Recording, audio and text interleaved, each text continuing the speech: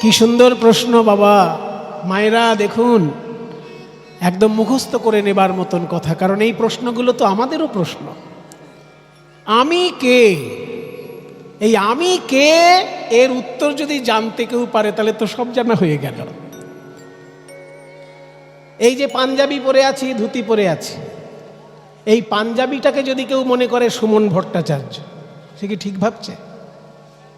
সুমন ভট্টাচার্যের গায়ে পাঞ্জাবিটা আছে, কিন্তু পাঞ্জাবিটাকেই যদি কেউ সুমন ভট্টাচার্য মনে করে তাহলে সে কি ঠিক ভাবছে? পাঞ্জাবিটা তো আর সুমন ভট্টাচার্য নয়, পাঞ্জাবির আড়ালে যে লোকটা হাত পা নাড়ছে সে হচ্ছে সুমন ভট্টাচার্য। ঠিক একইভাবে সুমন ভট্টাচার্যের দেহটা সুমন ভট্টাচার্য নয়, এই দেহটার আড়ালে যে আছে সেই হচ্ছে আসল পরিচয়। এইটা আমরা জানি না, তাই মহাপ্রভুকে জিজ্ঞাসা করছে সনাতন, আমি কে? এই রক্ত হাড় মাংসের যে পিণ্ড, এটা কি আমি? তাহলে আমার ওজন যদি 70 কেজি হয়, আর কোনো ছাগলের ওজন যদি 70 কেজি হয়, তাহলে সেই ছাগলের যা দাম আমারও তো সেই দাম হয়ে গেল। কিছু মনে করবেন না, তুলনাটা করছি বলে। একটা পাঁঠা যদি বেশ হৃষ্টপুষ্ট খাসি হয়, বেশ খেয়ে দিয়ে মোটা সোটা হয়েছে এমন একটা খাসি, 70 কেজি হতেই পারে।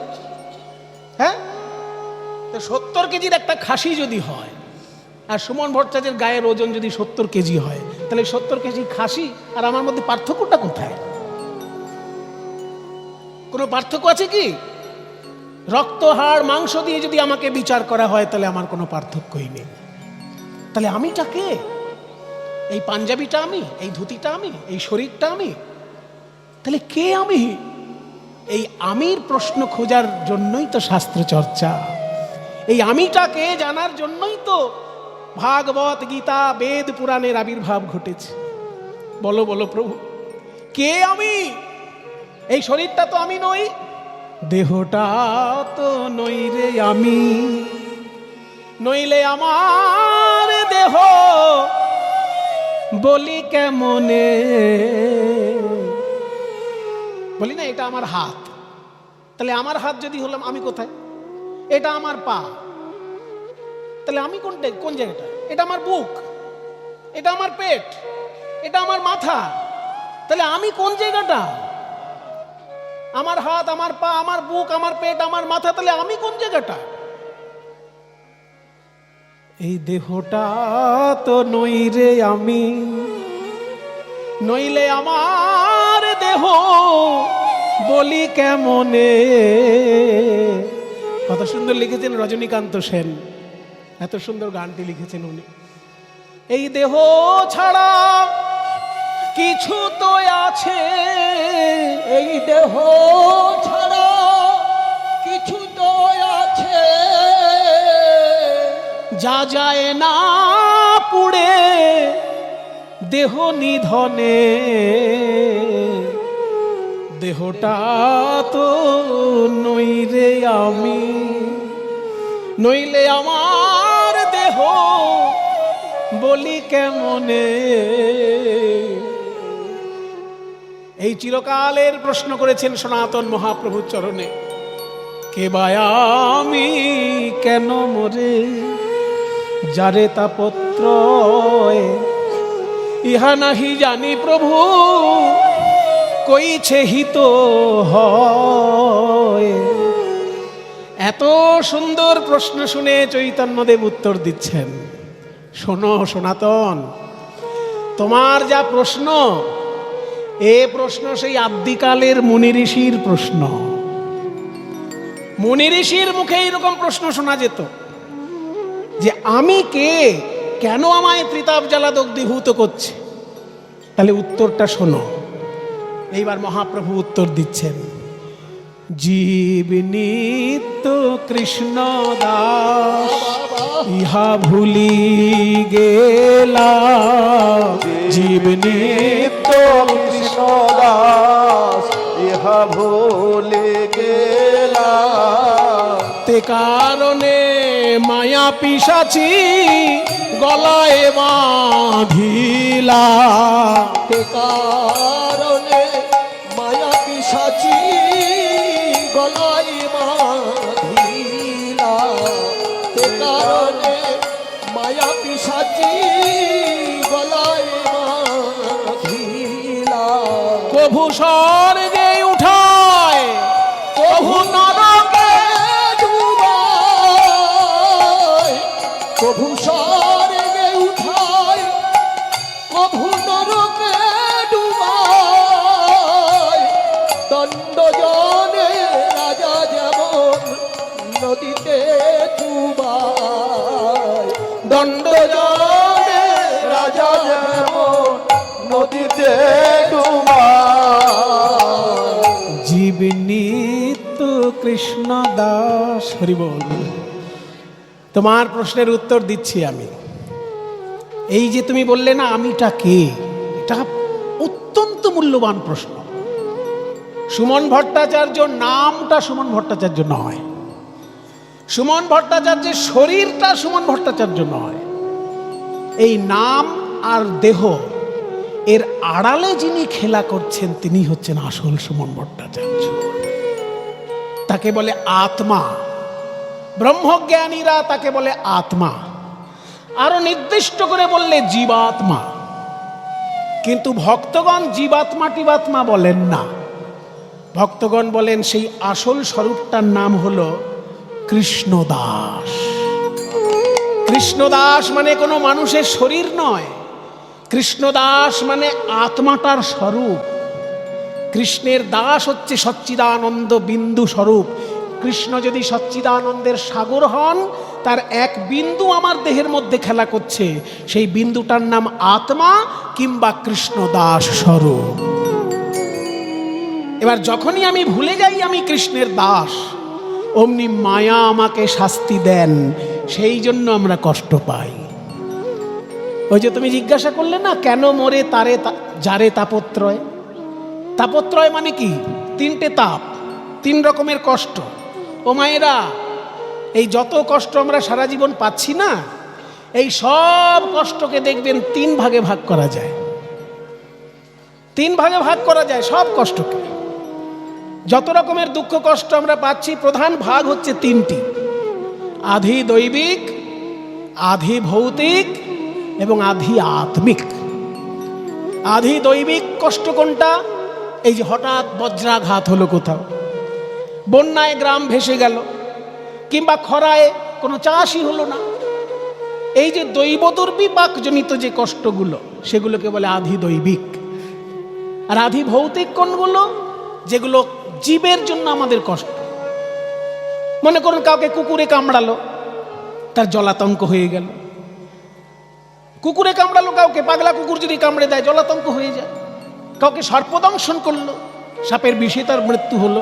এই যে জীবজন্তুর জন্য যে কষ্ট, এটাকে বলে আধি ভৌতিক। আর প্রত্যেকটি মানুষের যে ব্যক্তিগত কষ্ট, আমার যেটা ব্যক্তিগত কষ্ট সেটা আপনার সঙ্গে এক নাও হতে পারে, আবার হতেও পারে। এই ব্যক্তিগত কষ্ট যেগুলো, এগুলোকে বলে আধি আত্মিক।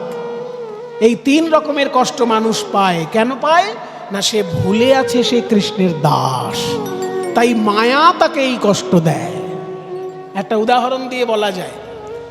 মনে করুন একজন চাকর কে তার বাবু বললেন, রাম বাবু, আমি এই 3 দিনের জন্য দার্জিলিং যাচ্ছি। ঠিক আছে বাবু, সব দেখে শুনে রাখিস, আমি কিন্তু চললাম দার্জিলিং, 3 দিন পরে আসছি। ঠিক আছে বাবু, ঠিক আছে। এবার বাবু চলে গেলেন 3 দিনের জন্য দার্জিলিং। রামু এবার দেখছে এই বাড়ির মালিক তো আমি। বুঝতে পেরেছেন তো রামুর এবার কি অবস্থা? আগে এসিটা চালাই বাবা। হ্যাঁ, বাবু সারাক্ষণ এসি ঘরে থাকে, আমাদের গরমের মধ্যে রেখে দেয়, আগে এসিটা চালাই। তো বাবুর এসি চালিয়ে দিয়েছে, টিভিটা ছাড়িয়ে বারে। হ্যাঁ, বাবুর টিভি দেখছে। এবার বাবুর ফ্রিজের মধ্যে দামি শরবত রাখা আছে, সেই ফ্রিজ থেকে বার করে বাবুর যে শরবতটা প্রিয় সেইটা খাচ্ছে। বাবু কত দামি শরবত খায়। আমি অন্য কিছু তো বলতে পারি না কীর্তনের আসরে, সেটা আমি আর বললাম না। হ্যাঁ, এই বলে সেই বাবুর সমস্ত জিনিস যখন সে ভোগ করছে, পুরোপুরি ঠিক বাবু লাগছে না, বাবুর পোশাকটা একটু পরি। এই বলে আলমারি খুলে নিয়ে বাবুর স্যুট, বাবুর বুট, বাবুর কোট, বাবুর টাই সব কিছু পরে একদম বাবুর বিছানায়। বেটা বুঝতে পারেনি খাটের তলায় ছিল বাবুর অ্যালসেসিয়ান কুকুর। সে খাটের তলা থেকে আস্তে আস্তে বেরিয়ে শুকছে, দেখছে কোটটার রংটা তো বাবুর মতো, কিন্তু কোটের ভেতর থেকে যে গন্ধটা আসছে সেই গন্ধটা তো বাবুর নয়। যখনই এই অ্যালসেসিয়ান কুকুরটা পোশাক আশাক শুকে নিয়ে বুঝলে পোশাকগুলো সব বাবুর, কিন্তু যিনি ভিতরে আছেন তিনি বাবু নন। এই বুঝতে পেরে কুকুর হ্যাঁ করে একদম গলাটি চেপে ধরেছে, একদম রামুর টুটি চেপে ধরেছে। ছাড় ছাড় ছাড় ছাড় বললে ও আর ছাড়বে? এই হচ্ছে আমাদের সকলের অবস্থা। আমরা নিজেকে মালিক ভাবি, নিজেকে বাবু ভাবি, নিজেকে সব কিছুর ভোক্তা হিসেবে ভাবি, কিন্তু আসল তো শ্রীকৃষ্ণ ভোক্তা। যৎ করসি যদস্নাসি যজ্জুহুবসি দদাসি যৎ ইয়া তপস্যসি কৌন্তেয় তৎকুরুস্ব মদর্পণম। তুমি যা খাবে, যা পরবে, যা কিছু ভোগ করবে করো, কোনো দোষ নেই, কিন্তু আমাকে সমর্পণ করে করো। সেটা তো আমরা ভুলে যাই। আমরা ভাবি সমস্ত কিছুর মালিক আমি। আসলে ভাবতে হয় সমস্ত কিছুর মালিক তিনি, কৃপা করে তিনি আমাকে তার সংসারে ঠাঁই দিয়েছেন, আমি তার সেবা করার জন্য এসেছি। এইটা আমরা ভুলে যাই বলেই ওই যে অ্যালসেসিয়ান কুকুর, তে কারণে মায়া পিশাচি তার গলায় বাঁধিলা। যেমন বাবু যদি, চাকর যদি বাবুর পোশাক পরে বাবুর বিছানায় ঘুমায়, সবাই ভুলে গেলে ওই অ্যালসেসিয়ান কুকুর ভুলবে না, সে যেমন তাকে শাস্তি দেবে, ঠিক তেমনি কৃষ্ণকে ভুলে আমরা যখন নিজেরা মালিক সাজতে যাই তখন মায়া আমাদেরকে শাস্তি দেয়। কিভাবে? কখনো স্বর্গে তুলে দিচ্ছে, আবার কখনো নরকে ডুবাচ্ছে। কভু স্বর্গে উঠায়, কভু নরকে ডুবায়, দণ্ডীয় জনে রাজা যেমন নদীতে চুবায়। কাউকে শাস্তি দেবার জন্য রাজা যেমন তার চুলের মুঠি ধরে একবার জলের মধ্যে চুবায়, যেই ছটপট ছটপট করে আবার উপরে তোলে, ঠিক তেমনি মায়া আমাদের চুলের মুঠি ধরে এই সংসার রূপী সাগরে ডুবাচ্ছে, যেই ছটপট ছটপট করছে আবার স্বর্গে তুলে দিচ্ছে, আবার ডুবাচ্ছে, ছটপট ছটপট করছে আবার স্বর্গে তুলে দিচ্ছে। মায়া এইরকম ভাবে আমাদের সঙ্গে খেলা করছে। তখন সনাতন বলছেন, সনাতন কহে প্রভু শান্তি পাব কবে। সনাতন কহে প্রভু শান্তি পাব কবে। সনাতন কহে প্রভু শান্তি পাব কবে। সনাতন কহে প্রভু শান্তি পাব কবে। প্রভু কহে সনাতন আমি মরি যবে। প্রভু কহে সনাতন আমি মরি যবে। যেদিন আমার আমি ভুলে যাব, আমার আমি ভুলে যাব, সবই তোমার তুমি হয়ে যাবে, আমার আমি ভুলে যাব, সবই তোমার তুমি হয়ে যাবে। বলি সেদিন মোদের শান্তি হবে, তোমার তুমি হয়ে যাবে। সেদিন মোদের শান্তি হবে, তোমার তুমি হয়ে যাবে, আমার আমি ভুলে যাবে। সনাতন প্রভু কহে সনাতন আমি মরি যাবে। সনাতন কহে প্রভু শান্তি পাবো কবে। প্রভু কহে সনাতন আমি মরি যবে। সব কাজের মধ্যে আমি করছি, আমি করছি, আমি করছি, এই আমি আমি আমি এই আমি আমি আমি কথাটা যেদিনকে জীবন থেকে সরে যাবে, সব তুমিময় হয়ে যাবে, সেদিনকে আমরা শান্তি পাব। তাই তো কবিগুরু রবীন্দ্রনাথ বললেন, আমার মাথা নত করে দাও হে তোমার চরণ ধুলার তলে, সকল অহংকার হে আমার ডুবাও চোখের জলে।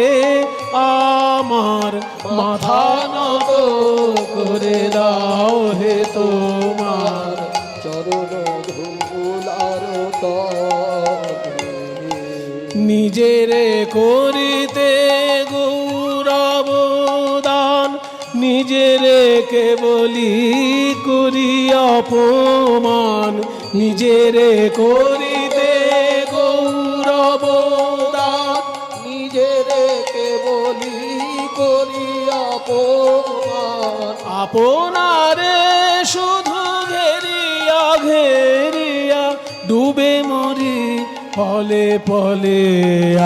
আমার মাথা নত করে দাও হে তোমার চরণ ধুলার তলে, আপনারে শুধু ঘেরিয়া ঘেরিয়া ঘুরে মরি পলে পলে। শুধু আমিকে নিয়ে ব্যস্ত, আমাকে নিয়ে ব্যস্ত। আমার মাথা নত করে দাও হে তোমার চরণ ধুলার তলে, সকল অহংকার হে আমার ডুবাও চোখের জলে।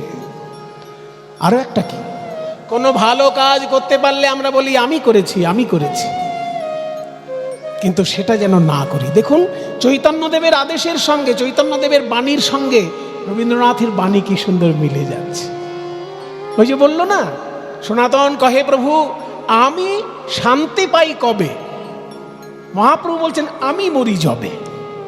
জীবনে আমি শব্দটা যদি ভুলে যেতে পারি তাহলেই আমি শান্তি পাব।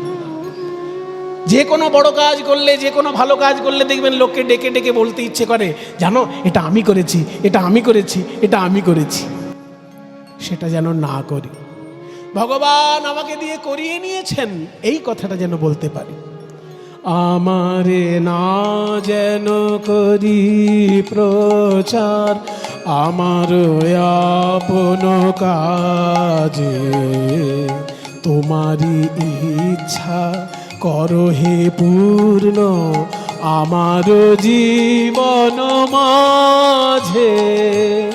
আমারে না যেন করি প্রচার আমার আপন কাজে, তোমারই ইচ্ছা করো হে পূর্ণ আমার জীবন মাঝে। বৈষ্ণব শাস্ত্রের সঙ্গে রবীন্দ্র সাহিত্য কত ওতপ্রোতভাবে মিল দেখুন। বৈষ্ণব শাস্ত্র কি বলে? আপন ইচ্ছায় জীব কোটি বাঞ্ছা করে, কৃষ্ণের যা ইচ্ছা হয় তাই ফল ধরে। আমি ভাবতে পারি অনেক কিছু, কিন্তু হবে সেটাই যেটা ভগবান চাইবেন, কৃষ্ণ যেটা চাইবেন। তাই কবিগুরু বলছেন তোমারই ইচ্ছা করো হে পূর্ণ আমার জীবন মাঝে। আমারে না যেন করি প্রচার আমার আপন কাজে, তোমারই ইচ্ছা করো হে পূর্ণ আমার জীবন মাঝে। যাচি হে তোমার চরম শান্তি, পরাণে তোমার পরম কান্তি। যাচি হে তোমার চরম শান্তি, পরাণে তোমার পরম কান্তি। আমারে আড়াল করিয়া দাঁড়াও হৃদয় পদ্ম দলে। জীবনে দুটো জিনিস চাওয়ার। সংসারে বাস করতে গেলে আমরা কি চাই? যে কোনো মানুষ, এই যে যারা আপনারা এখানে কীর্তন শুনছেন, আমিও নিজেকে ধরে নিয়ে, আমরা কি চাই? একটু শান্তি চাই। সংসারে আমরা শান্তি চাই, সমাজে শান্তি চাই, দেশে শান্তি চাই। কিন্তু শান্তিটা কোন শান্তি? আমার ব্যক্তিগত শান্তি যদি হয় তাহলে সেটা সীমিত চাওয়া হয়ে গেল। চরম শান্তি যদি না পাই তাহলে সাধারণ শান্তি নিয়ে কি করব? ওই জন্য কবিগুরু বলছেন, যাচি হে তোমার চরম শান্তি। যে শান্তি পেলে মানুষের আর কিছু পাবার বাকি থাকে না, সেটা হচ্ছে ব্রহ্মজ্ঞানের শান্তি। সেই চরম শান্তি যেন আমার জীবনে নেমে আসে, যে শান্তি পেলে আর কিচ্ছু চাওয়া পাওয়ার বাকি থাকে না। যাচি হে তোমার চরম শান্তি, আর পরাণে তোমার পরম কান্তি। ঈশ্বরের দিব্য রূপ যদি একবার হৃদয় মাঝে কেউ দেখতে পায়, তাহলে আর কিছু তার পাবার বাকি থাকে? যাচি হে তোমার চরম শান্তি, পরাণে তোমার পরম কান্তি। যাচি হে তোমার চরম শান্তি, পরাণে তোমার পরম কান্তি। আমারে আড়াল করিয়া দাঁড়াও হৃদয় পদ্ম দলে, আমার মাথা নত করে দাও হে তোমার চরণধুলার তলে। সকল অহংকার হে আমার ডুবাও চোখের জলে, আমার মাথা নত করে দাও হে তোমার চরণধুলার তলে। তাই বলে আমি মলে ঘুচিবে জঞ্জাল।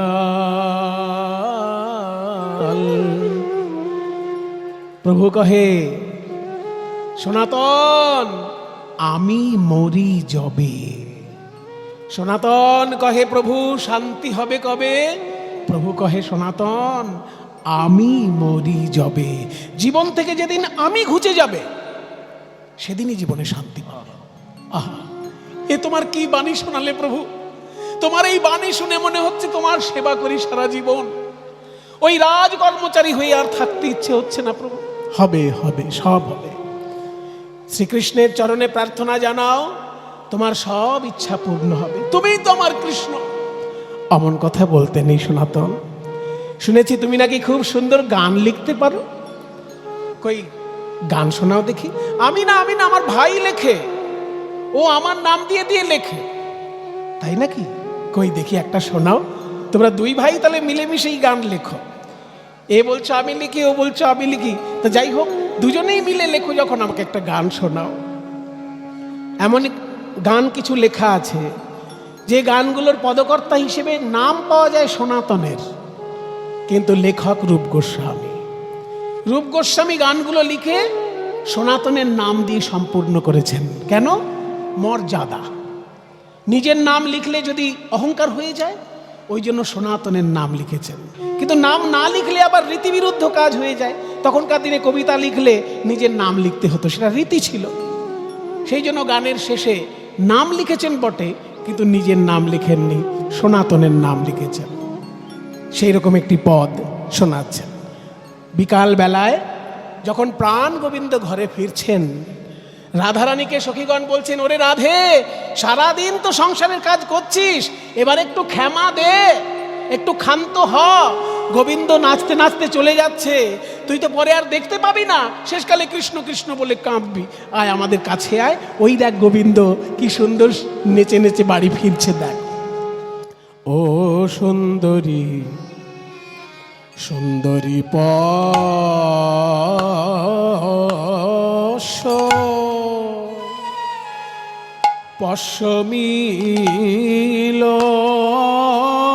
পশমিলতি মিলতি বনমা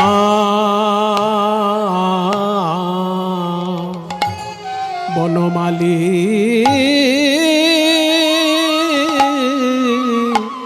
ও সুন্দরী, বলি ও সুন্দরী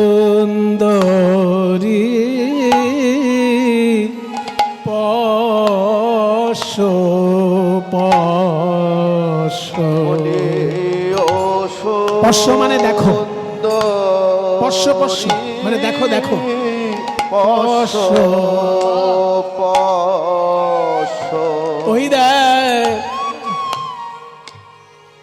আসিতেছে তোর সর্বস্ব ও সুন্দরী পশ্য পশ্য ওই দেখ আসিতেছে তোর সর্বস্ব যার লাগি কাঁদে সারা বিশ্ব আসিতেছে তোর সর্বস্ব যার লাগি কাঁদে সারা বিশ্ব আসিতেছে তোর সর্বস্ব যার লাগি কাঁদে সারা বিশ্ব আসিতেছে তোর সর্বস্ব সুবলার কাঁধে ভুজ দিয়ে আসিতেছে তোর সর্বস্ব সুবলার কাঁধে ভুজ আসে ব্রজের পথ আলো করে সুবলার কাঁধে আসে ব্রজের পাহাড়ে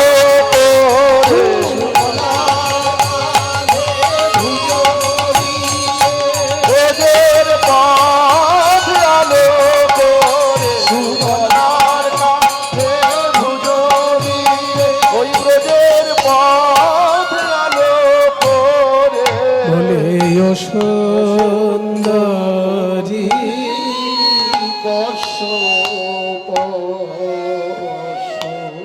এবার একটু একটু করে বুঝুন শ্লোকটি।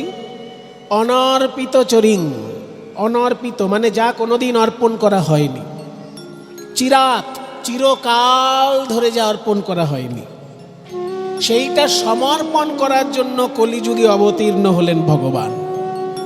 কেন অবতীর্ণ হলেন না? সমর্পয়িতুম, কি সমর্পণ করতে? উন্নত উজ্জ্বল রসাং স্বভক্তিশ্রিয়ম, উন্নত উজ্জ্বল রসে সমৃদ্ধ তার নিজস্ব ভক্তি সম্পদ। ভগবান সম্পদ দেন কিন্তু নিজের সম্পদ দিতে চান না। মা লক্ষ্মীর ভাণ্ডারে যে সম্পদ আছে সেটা দিয়ে দিতে চান, কিন্তু ওনার নিজের ভাণ্ডারে একটা সম্পদ আছে সেটা দিতে চান না। কেমন? ওটা উদাহরণ দিলে বুঝতে পারবেন। মনে করুন একজন কোটিপতি লোক, দান ধ্যান করতে ভালোবাসে। আপনি গিয়ে বললেন কান্নাকাটি করে যে আমার ছেলেটাকে স্কুলে ভর্তি করতে পারছি না, এত টাকা খরচা আছে, দয়া করে আমাকে একটু উপকার করবেন। কি চাইছে দেখো, ওকে একটা চেক লিখে দাও 5,000 টাকা, দিয়ে দিল। কোটিপতি লোক একটা 5,000 টাকা চেক লিখে দিলে কিছু অসুবিধা হয় না, কিন্তু সেই গরিব মানুষটি যদি ওই কোটিপতিকে বলে যে আপনি বিয়েতে শ্বশুরের কাছে যে সোনার আংটিটা পেয়েছিলেন ওইটা আমাকে দিন, সেটা দেবে কখনো? বেটা এক থাপ্পড় দিয়ে ভাগিয়ে দেবে গরিবকে। তোর পয়সা লাগবে, তুই পয়সা নে, আমি বিয়েতে যে শ্বশুরের কাছে যেটা আংটি পেয়েছি আশীর্বাদ স্বরূপ, সেটা তোকে কোন দিক দিতে যাবো কোন দুঃখে? বেটা ভাগ এখান থেকে, তাই না? কাজে এই কোটিপতি লোক যদি কিছু দান করে সে ব্যাংকের অ্যাকাউন্ট থেকে দান করবে। আশীর্বাদ স্বরূপ যেটা সোনার চেন পেয়েছে বা সোনার আংটি পেয়েছে বিয়েতে, শ্বশুর বাড়ির জিনিস, সেটা কেউ দেয়? ওটা তার কাছে এত মূল্যবান যে কেউ চাইলে পাবে না। ঠিক তেমনি ভগবানের হৃদয়ে এক প্রকারের সম্পদ আছে যার নাম প্রেম।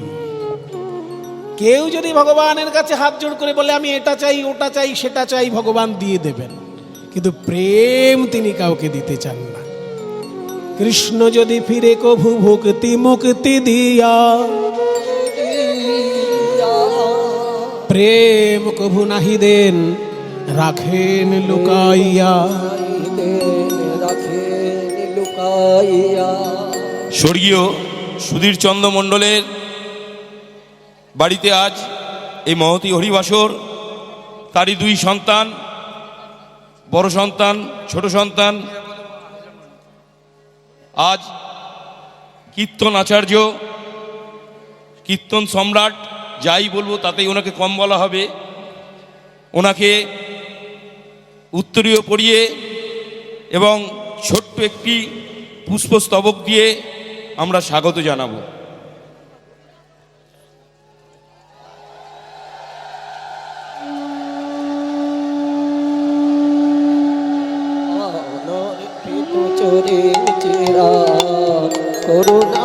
করুণাতীর্ণ করো সমন্বয় তুমুন্নত জলরসাং সভক্তি শ্রিয়ম হরিপুরট সুন্দর দুতি কদম্ব সন্দিকিত সদা হৃদয় কন্দরে স্ফুরত সচির নন্দন স্ফুরত সচির নন্দন স্ফুরত সচির নন্দন স্ফুরত সচির নন্দন স্ফুরত সচির নন্দন স্ফুরত সচির নন্দন।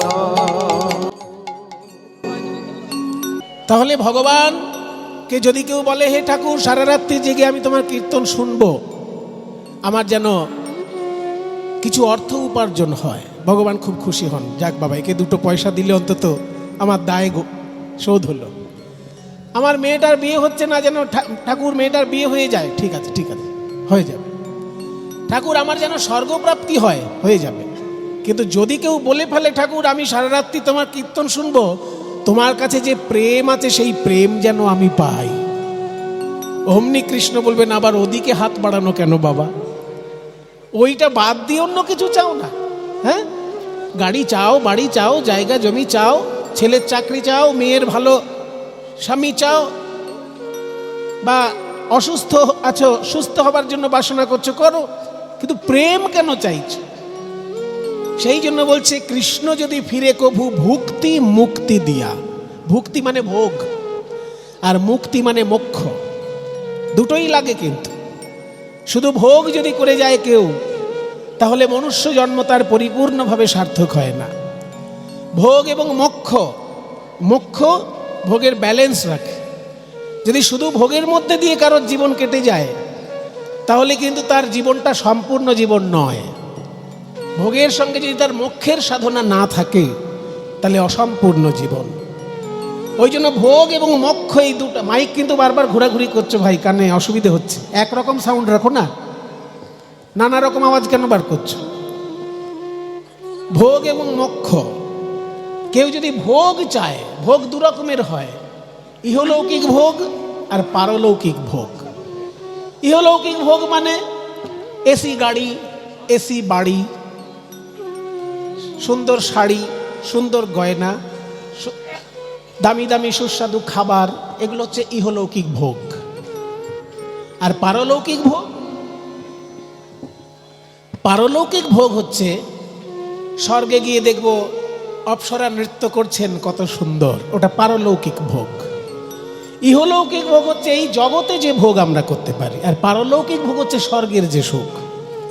এই দুটোকেই বলে ভোগ। কৃষ্ণের কাছে যদি কেউ ভোগ চায়, ভুক্তি দেবে, মানে ভোগ দেবে। যদি কেউ এই ভোগ থেকে মুক্তি চায়, পরমাত্মার সঙ্গে জীবাত্মার মিলন হচ্ছে মুক্তি। এই মুক্তিও যদি কেউ চায়, মায়ার বন্ধন থেকে যদি কেউ মুক্তি চায়, ভগবান মুক্তিও তাকে দেবেন, কিন্তু প্রেম কভু নাহি দেন রাখেন লুকাইয়া। সেই প্রেম দেবার জন্য চৈতন্য মহাপ্রভু নেমে এলেন। প্রেমটা কেমন প্রেম না, উন্নত উজ্জ্বল রসাং স্বভক্তি শ্রিয়ম। উন্নত উজ্জ্বল রসে সিক্ত ভক্তি। উন্নত উজ্জ্বল রস কেমন? উন্নত মানে উঁচু ধরনের, উজ্জ্বল মানে চকচকে। তাহলে উঁচু ধরনের চকচকে রস ব্যাপারটা কি? বলে শোনো, উজ্জ্বল রস কাকে বলে আগে শোনো, তারপর উন্নত উজ্জ্বল রস কাকে বললে জানবে।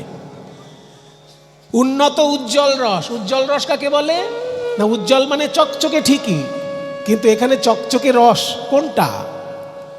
শোনো, 5 রকমের রস হয়: শান্ত, দাস্য, সখ্য, বাৎসল্য, মধুর। যেমন হিরে, চুনি, পান্না, মুক্ত, প্রবাল, পঞ্চরত্ন। পঞ্চরত্ন যদি থাকে, হিরে, চুনি, পান্না, মুক্ত, প্রবাল, তার মধ্যে সব থেকে বেশি চকচক করবে কোনটা? হিরে সব থেকে বেশি চকচক করবে। ঠিক তেমনি শান্ত, দাস্য, সখ্য, বাৎসল্য, মধুর, এই 5টি রসের মধ্যে মধুর রস সব থেকে বেশি চকচক করছে, সব থেকে উজ্জ্বল। ওই জন্য উজ্জ্বল রস মানে মধুর রস। শান্ত রস মানে ঈশ্বর পরমাত্মা, আমি হলাম জীবাত্মা, এই ভাব নিয়ে ভালোবাসার নাম শান্ত রস। দাস্য রস মানে ঈশ্বর প্রভু, আমি তার দাস, এই ভাব নিয়ে ভালোবাসার নাম দাস্য রস। সখ্য রস মানে ঈশ্বর আমার বন্ধু, আমিও ঈশ্বরের বন্ধু, এই ভাব নিয়ে ভালোবাসার নাম সখ্য রস।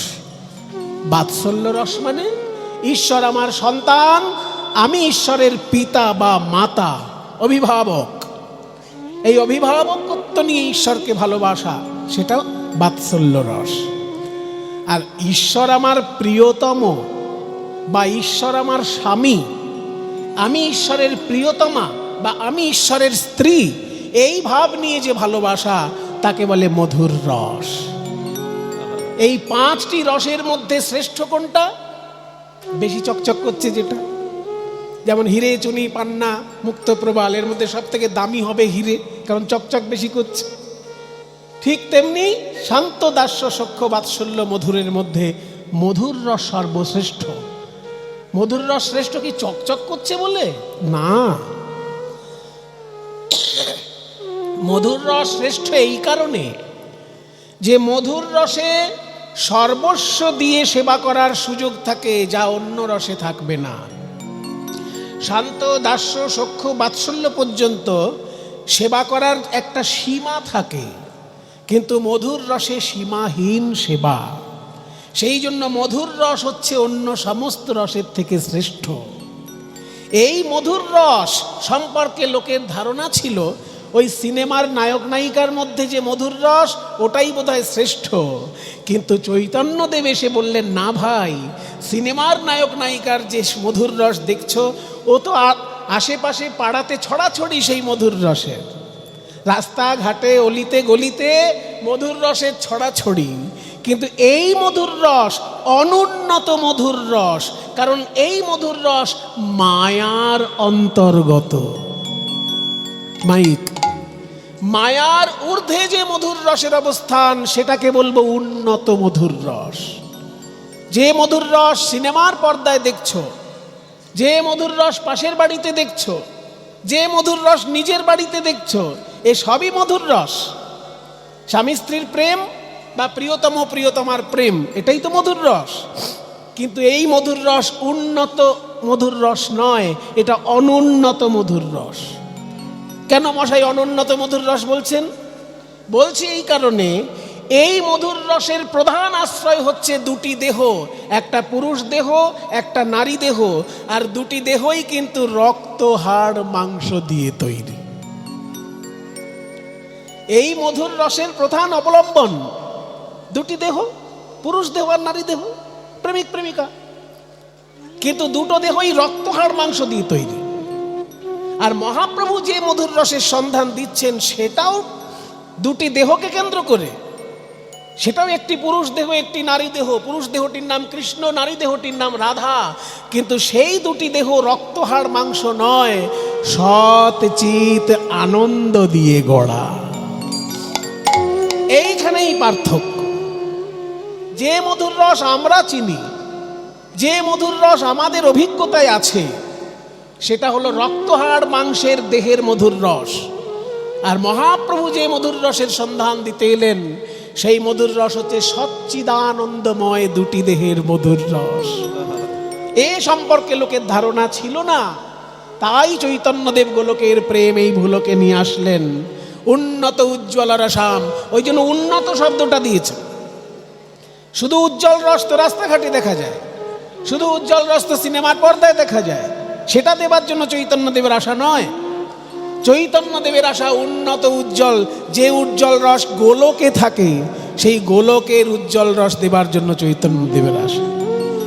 উন্নত উজ্জ্বল রসাংশ ভক্তি শ্রিয়াম সদা হৃদয় কন্দরে স্ফুরতু বহ শচী নন্দন।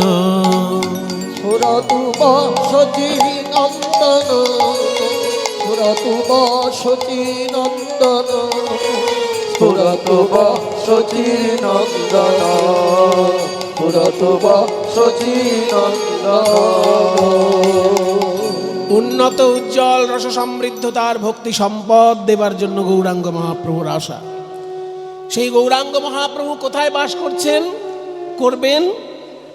সদা হৃদয় কন্দরে, এই হৃদয় রূপী গুহার মধ্যে বাস করুন। তার হৃদয়টাকে গুহা বললে কেন? হে রূপ গোস্বামী, তুমি তো বিরাট বড় পণ্ডিত মানুষ, তুমি হৃদয়টাকে গুহা কেন বললে? তুমি তো বলতে পারতে সদা হৃদয় মন্দিরে। মন্দির আর কন্দর যে কোনো শব্দ, মন্দির শব্দটা ব্যবহার করলে ছন্দটা নষ্ট হতো না, ছন্দ পতন হতো না। মন্দির লিখলেও যা ছন্দ থাকতো, কন্দর লিখলেও সেই ছন্দই থাকতো। তা আপনি মন্দির না লিখে কন্দর কেন লিখলেন? মন্দির মানে দেবালয়, আর কন্দর মানে হচ্ছে গুহা।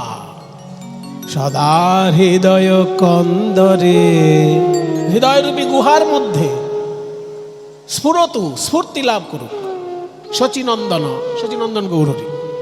তাহলে হৃদয়টাকে গুহা কেন বললেন? বলছে হৃদয়টাকে গুহা কেন বললাম জানো ভাই? শোনো, একদিন আমার এই হৃদয় ছিল মন্দির, কিন্তু আজ আমার হৃদয় গুহায় পরিণত। হ্যাঁ, মন্দির আবার গুহায় পরিণত হয়, হয়েছে, আমার ক্ষেত্রে হয়েছে, কি করব?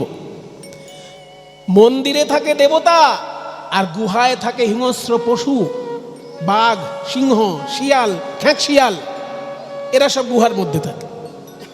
আর মন্দিরে থাকে দেবতা, কালী, দুর্গা, শিব, কৃষ্ণ, দেবতা মূর্তি থাকে মন্দিরে। কাজে আমার হৃদয়টা একদিন মন্দির ছিল, আজকে গুহায় পরিণত হয়েছে। কবে মন্দির ছিল? না, যেদিন আমি মাতৃগর্ভে ছিলাম। আমরা সবাই যখন মাতৃগর্ভে বাস করি, একটা দিন তো নয়, 9 মাস ধরে মাতৃগর্ভে বাস করেছি। সেই সময় আমাদের হৃদয়ের মধ্যে কাম, ক্রোধ, লোভ, মোহ, মদ, মাৎসর্য কিচ্ছু ছিল না। তাই মাতৃগর্ভে যখন আমার এই দেহটি ছিল, তখন আমার হৃদয়টি ছিল মন্দির। কারণ সেখানে কাম কাকে বলে জানি না, ক্রোধ কাকে বলে জানি না, লোভ কাকে বলে জানি না। কারণ মা খেলে আমি খেতে পাই, মায়ের পুষ্টিতে আমার পুষ্টি। কাজেই মাতৃগর্ভে যখন আমি ছিলাম, তখন আমার হৃদয়টা ছিল মন্দির। যখনই মাতৃগর্ভ থেকে বাইরে এলাম, অমনি আমার হৃদয় হয়ে গেল কন্দর। কারণ সেখানে হিংস্র পশুর দল আসতে লাগলো। কাম, ক্রোধ, লোভ, মোহ, মদ, মাৎসর্যের এসে দখল করে নিল আমার হৃদয় মন্দির। আর সেটা মন্দির থাকলো না, তাই কন্দর হয়ে গেল। কিন্তু হে গৌরাঙ্গ হরি, একদিকে হরি মানে যেমন নারায়ণ, তেমনি একদিকে হরি মানে সিংহ। তুমিই তো একবার নরসিংহ রূপ ধারণ করেছিলে, অর্ধেকটা মানুষ অর্ধেকটা সিংহ হয়ে প্রহ্লাদকে দিয়েছিলে ভক্তির রাজত্ব, তার বাবাকে হত্যা করেছিলে। কাজেই তুমি সিংহ। ওই গৌরাঙ্গ রূপী সিংহ যদি আমার এই হৃদয় গুহায় বাস করে, তাহলে এই ফালতু যত পশুর দল, তারা কেউ আর এখানে আসতে পারবে না। তাই গৌরাঙ্গ রূপী সোনার সিংহ সদা হৃদয় কন্দরে স্ফুরতু, সব সময় আমার হৃদয়ে স্ফূর্তি লাভ করুক আমার গৌরাঙ্গ রূপী সোনার সিংহ। সোনা দিয়ে তৈরি সিংহ। গৌরাঙ্গকে সিংহ বলা হচ্ছে কারণ শ্রেষ্ঠ বোঝাতে আমরা সিংহ বলি। পশু বনের রাজা সিংহ, তাই রাজা বোঝাতে সিংহ বলা হয়। তো গৌরাঙ্গ মহাপ্রভু এখানে হরি শব্দে সম্বোধন করা হচ্ছে। এখানে হরি মানে যেমন একদিকে নারায়ণ হয়, আবার হরি মানে একদিকে সিংহ হয়। তাই তুমি সোনার সিংহ রূপে আমার এই হৃদয় গুহায় বাস করো দেখি, তাহলে এই কাম, ক্রোধ, লোভ, মোহ, মদ, মাৎসর্য, এই যে ছোটখাটো পশুর দল, ওরা কেউ আর আসতে পারবে না। আর একটা মজার জিনিস দেখুন, শ্লোকের শেষে চৈতন্য মহাপ্রভু যে নামটা নির্বাচন করলেন রূপ গোস্বামী, সেই নামটা কিন্তু গৌরাঙ্গ বললেন না, গৌর বললেন না, বিশ্বম্ভর বললেন না, চৈতন্যদেব বললেন না, বললেন কি শচীনন্দন। শচীনন্দন শব্দটা বলাতে গৌরাঙ্গ মহাপ্রভুকেও প্রণাম করা হলো, আবার গৌরাঙ্গ মহাপ্রভুর মাকেও স্মরণ করা হলো। এত রত্ন যিনি পৃথিবীকে উপহার দিলেন, সেই শচী মাকে যদি আমরা শ্রদ্ধা না জানাই, আমরা তো অকৃতজ্ঞ হয়ে যাব। তাই রূপ গোস্বামীর শব্দ নির্বাচন দেখুন, গৌরাঙ্গ মহাপ্রভুকে প্রণাম জানাতে গিয়ে গৌরাঙ্গ বললেন না, চৈতন্যদেব বললেন না, নিমাই বললেন না, গৌর বললেন না, বিশ্বম্ভর মিশ্র বললেন না, বললেন শচীনন্দন। সদা হৃদয় কন্দরে স্ফুরতু বঃ শচীনন্দন। স্ফুরতু বঃ শচীনন্দন, স্ফুরতু বঃ শচীনন্দন, স্ফুরতু বঃ শচীনন্দন, স্ফুরতু বঃ শচীনন্দন। সদা হৃদয় কন্দরে স্ফুরতু বঃ শচীনন্দন। এই যে সংস্কৃত শ্লোকটি শুনলেন, রূপ গোস্বামী পাদের লেখা। এই রূপ গোস্বামী এবং সনাতন গোস্বামী সম্পর্কেই আজকে আমরা একটু জানব। দেখুন, এইখানে তাদের চিত্র বিরাজ করছে কীর্তনের আসরে। সবাই মিলে একবার বলুন দেখি, হাত জোড় করে সবাই মিলে একবার বলুন, জয় রূপ সনাতন ভট্ট রঘুনাথ, ভট্ট রঘুনাথ, শ্রীজীব গোপাল ভট্ট, দাস রঘুনাথ, দাস রঘুনাথ। এই ছয় গোসাইয়ের করি এই ছয় গোসাইয়ের করি চরণ বন্দ, চরণ বন্দ। যাহা হইতে যাহা হইতে বিঘ্ন না, বিঘ্ন না, অভীষ্ট পুর, অভিষ্ট পুরা। এই ছয় গোসাই যবে এই ছয় গোসাই যাবে ব্রজে কইলেন বা, ব্রজে কইলেন বা। রাধা কৃষ্ণ নিত্য লীলা নিত্য লীলা করিলেন প্রকাশ, করিলেন প্রকাশ। এই ছয় গোসাই যবে এই ছয় গোসাই যাবে করুণা করিবে, করুণা করিবে। ব্রজে রাধা কৃষ্ণ সেবা, কৃষ্ণ সেবা অবশ্য পাইবে, অবশ্যই পাইবে। তাহলে এই যে ছয় জনের শ্রীমূর্তি দর্শন করুন, বৈরাগ্যের বেশ, অথচ বিরাট বড় রাজ কর্মচারী, কেউ জমিদার পুত্র, হ্যাঁ, আর কেউ রাজার ছেলে নয়, জমিদার পুত্র নয়, রাজ কর্মচারী নয়, কিন্তু বিরাট বড় পণ্ডিত, দক্ষিণ ভারতের বিরাট বড় পণ্ডিত গোপাল ভট্ট। ছয় গোস্বামীর মধ্যে রূপ গোস্বামী আর সনাতন গোস্বামী সব থেকে বড় রাজ কর্মচারী। মানে কি, সারা বাংলার তখন প্রধানমন্ত্রী আর অর্থমন্ত্রী ছিলেন তারা। প্রধানমন্ত্রী আর অর্থমন্ত্রী গোটা বাংলার। গোটা বাংলা বলতে আমি বোঝাতে চাইছি শুধু পশ্চিমবঙ্গ নয়, পশ্চিমবঙ্গ, বাংলাদেশ, এই বিরাট এলাকাটা নিয়ে তখন একটা বাংলা।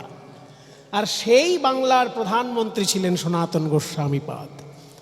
তাঁরা যখন চৈতন্যদেবের সংস্পর্শে এলেন, তাদের ওই বিরাট বিপুল বৈভবের জগৎ ত্যাগ করে, ত্যাগের পথ অবলম্বন করে মানুষের কল্যাণের জন্য কঠোর সাধনা করলেন।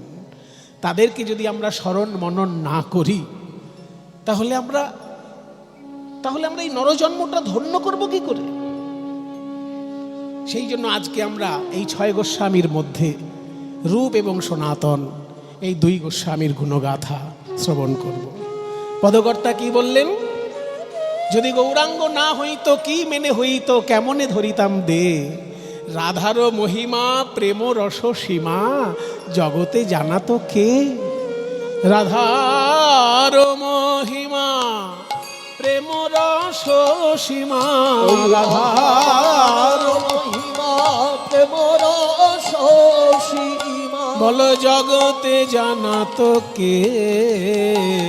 বল জগতে জানা তো কে? ওই রাধার মহিমা প্রেম রস সীমা, রাধার মহিমা প্রেম রস সীমা। বলো জগতে জানা তোকে, বলো জগতে জানা তোকে। মধুর বৃন্দা বিপিন মাধুরী, মধুর বৃন্দা। বিপিন মাধুরী। রাধারানীর মহিমা জগতে কে জানাতো যদি না আসতেন চৈতন্য মহাপ্রভু এবং তার পার্ষদগণ? কে জানাতো রাধারানীর মহিমা? মধুর বৃন্দা বিপিন মাধুরী, বৃন্দাবনের মাধুরী বা কে জানাতো? এই যে মধুর বৃন্দা বিপিন মানে মধুর বৃন্দাবন, তার মাধুরী, মাধুর্য। যেহেতু বৃন্দাবনের মাধুর্যের কথা বলছি, ওই জন্য যে সুরটা গাইছি এই রাগটির নাম বৃন্দাবনী সারং। রাগটি যে সুরটা চলছে এই সুরটার নামও কিন্তু, রাগটার নামও বৃন্দাবনী সারং। মধুর বৃন্দা বিপিন মাধুরী, মধুর বৃন্দা বিপিন মাধুরী। পা মা পা মারে রে মা মারে সারে সারে নিসা নিসা রে মারে সা নিসা নিসা রে মা মা মা মা মারে সারে নিসা নিসা রে মা মারে রে মা পা নি নি মা পা নি নি নি নি মা পা নিসা রে সারে রে মা সারে নিসা মারে জানি সা মারে জানি সা রে সারে জানি সা সা জানি নি বাবা রে সা জানি নি বাবা মামা রে সারে নি সা। মধুর বৃন্দা বিপিন বৃন্দাবন বিপিন মাধুরী, মধুর বৃন্দা বিপিন তাতে প্রবেশ চাতুরী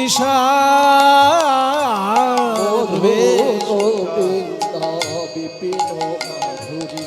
প্রবেশ চাতুরী। বৃন্দাবনের মাধুর্য কেউ জানতো না, আর বৃন্দাবনে প্রবেশের যে চাতুরী, ও মায়েরা, বৃন্দাবন দর্শন আর বৃন্দাবন প্রবেশ এক জিনিস নয়। পকেটে পয়সা থাকলে আপনি গাড়ি করে বৃন্দাবন ঘুরে চলে আসতে পারেন, কিন্তু বৃন্দাবনে প্রবেশ করতে পারবেন না। এখানে প্রবেশ মানে কি বোঝাচ্ছি? মনে করুন কারো যদি পকেটে পয়সা থাকে, সে কলেজ স্ট্রিটে যাবে, ক্যালকাটা ইউনিভার্সিটি দেখে চলে আসবে।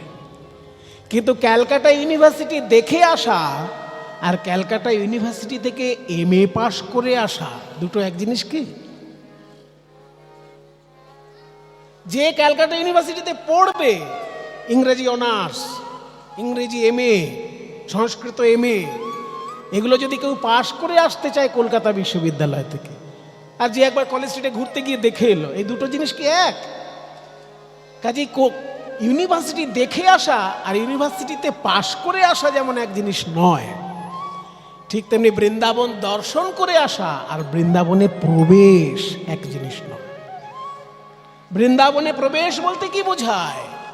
না গোপী ভাবে ডুবে গিয়ে রাধা গোবিন্দের সেবা, নিজেকে গোপী চিন্তা করে, নিজেকে বৃন্দাবনের একটি কিশোরী গোপী ভেবে রাধা গোবিন্দের যে সেবা, সেটা হলো বৃন্দাবনে প্রবেশ। তার কৌশলটা কি কেউ জানতো না, মহাপ্রভুর জন্য লোকে জানতে পারল। মহাপ্রভুর এই রূপ সনাতন এনাদেরকে জানিয়েছেন, আর এনারা গ্রন্থের মধ্যে লিখে রেখেছেন। মধুর বৃন্দা বিপিন মাধুরী, মধুর বৃন্দা বিপিন মাধুরী। মধুর বৃন্দা বিপিন মাধুরী। প্রবেশ চাতুরী আর বড় যুবতী ভাবের ভকতি বড় যুবতী ভাবের ভকতি জানার শকতি হইত কার শকতি হইত কার ওই বড় যুবতী ভাবের ভকতি জানার শকতি হইত কার শকতি হইত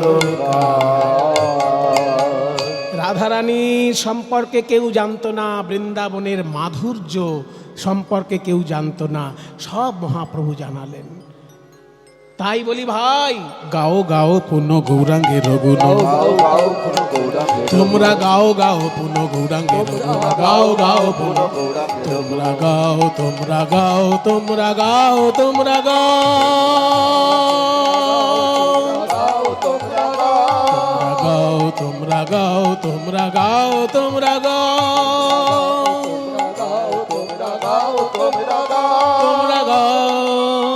তোমরা গাও তোমরা গাও তোমরা গাও গাও পুন গৌরাঙ্গের গুণ, গাও গাও পুন গাও গাও গাও পুন গৌরাঙ্গের গাও গাও পুনঃ পুনঃ মানে বারবার বারবার গাও গৌরাঙ্গের গুণ। তবে গৌরাঙ্গ মহাপ্রভুর গুণ গাইতে গেলে একটা শর্ত আছে, সরল করিয়া মন, সরল করিয়া আস্তে, মনের মধ্যে যদি জিলিপির প্যাঁচ থাকে তাহলে গৌরাঙ্গের গুণে গিয়ে কোনো লাভ নেই ভাই। ও শুধু বুলি আওড়ানো হবে। মনে জিলিপির প্যাঁচ আর মুখে গৌরাঙ্গের গুণগাথা, তাহলে ও বুলি আওড়ানো ছাড়া তোমার কিছু হচ্ছে না। কাজেই টিয়া পাখি যেমন রাধা বলে কৃষ্ণ বলে কিন্তু মানে বোঝে না, টিয়া পাখি বোঝে কৃষ্ণ মানে কি, কিন্তু আপনি শিখিয়ে দেবেন বলতো টিয়া রাধা, দেখবেন টিয়া পাখি বলছে রাধা, কিন্তু রাধা মানে যে কে সেটা কি টিয়া পাখি জানে? তাই তার বুলিয়া ওড়ানোই সার হচ্ছে। ঠিক তেমনি তোমার মনের মধ্যে যদি জিলিপির প্যাঁচ থাকে আর তুমি গৌরাঙ্গের গুণগাথা গাইছো, তাহলে কিন্তু তোমার ওই টিয়া পাখির মতন অবস্থা হচ্ছে, বুলিয়া ওড়ানোই হচ্ছে। সরল করিয়া মন, গাও গাও পুন গৌরাঙ্গের সরল করিয়া ভাবিয়া দেখো এ তিন ভুবনে, ভাবিয়া দেখো এমন দয়াল, তোমরা ভাবিয়া দেখো এমন দয়া নাহি কোনো এক জন, নাহি কোনো এক জন, ভাবিয়া দেখো এমন দয়াল নাহি কোনো এক জন, নাহি কোনো।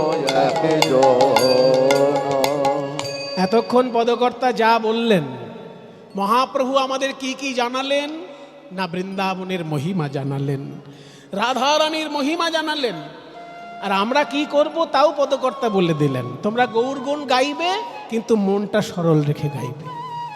এইবার পদকর্তা নিজের কথা বলছেন। পদকর্তা বলছেন, ওগো ভাই, আমার মহাপ্রভুর গুণের কথা তোমাদের জানালাম, আর তোমরা কেমন করে মহাপ্রভুর গুণ গাইবে তাও বলে দিলাম। এইবার আমার দুঃখের কথা শোনো। আমি গৌরাঙ্গ বলিয়া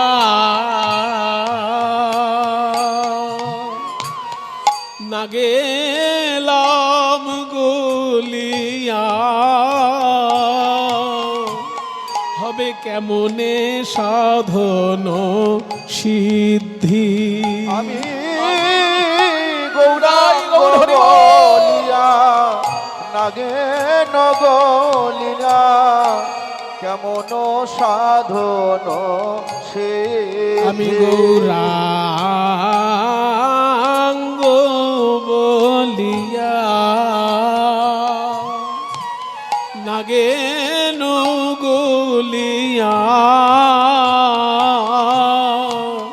হবে কেমনে সাধন সিদ্ধি আমি গৌরাঙ্গ বলিয়া না গেলাম বলিয়া হবে কেমনে সাধন সিদ্ধি। বাসু ঘোষ হিয়া পাশান দিয়া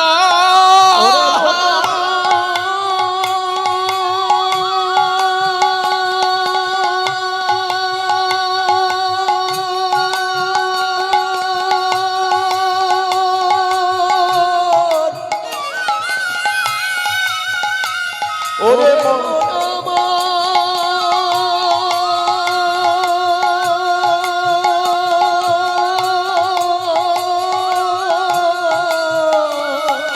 বাসু ঘোষ হিয়া পাশান দিয়া বাসু ঘোষ হিয়া পাশান নদিয়া গড়িয়াছে কোন বিধিরে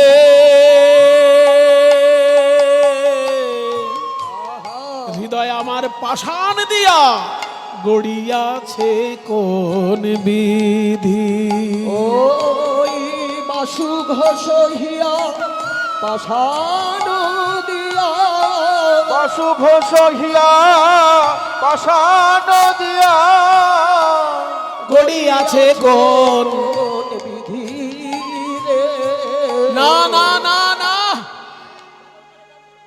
পাষাণ নয় পাষাণ নয় পাষাণের থেকেও কোনো কঠিন পদার্থ থাকলে তাই দিয়ে বোধহয় আমার হৃদয়টা তৈরি জানো ভাই নইলে পাষাণ হলে গলে যেত পাষাণ হলে গলে যেত ওরে মন আমার নিতাই গৌর হরি বল।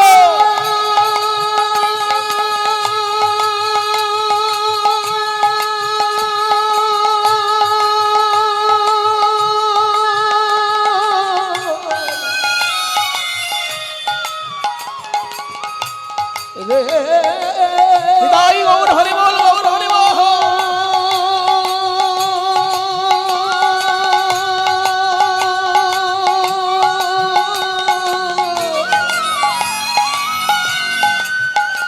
দেখলাম কতই পাষাণ গলে গেল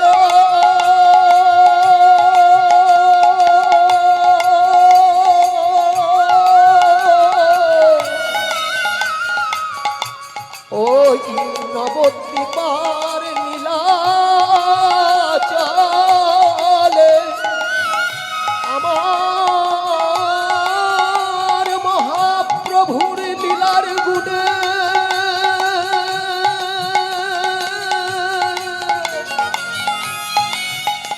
কত কঠিন পাষাণ দ্রবীভূত হলো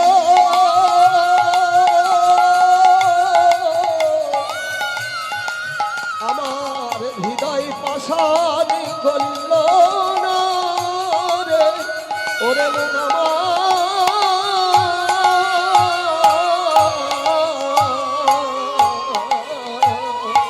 বাসু ঘোষ হিয়া পাষাণ দিয়া বাসু ঘোষ হিয়া পাষাণ দিয়া গড়িয়াছে কোন বিধিরে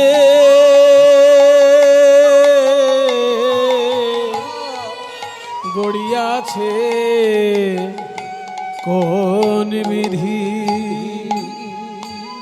পাষাণ দিয়া গড়িয়াছে কোন বিধি রে হৃদয় আমার পাষাণ দিয়া গড়িয়াছে কোন পাষাণ দিয়া গড়িয়াছে দিয়া গড়িয়াছে কোন বিধি রে পাষাণ দিয়া গড়িয়াছে কোন বিধি রে পাষাণ দিয়া গড়িয়াছে কোন হৃদয় আমার পাষাণ দিয়া গড়িয়াছে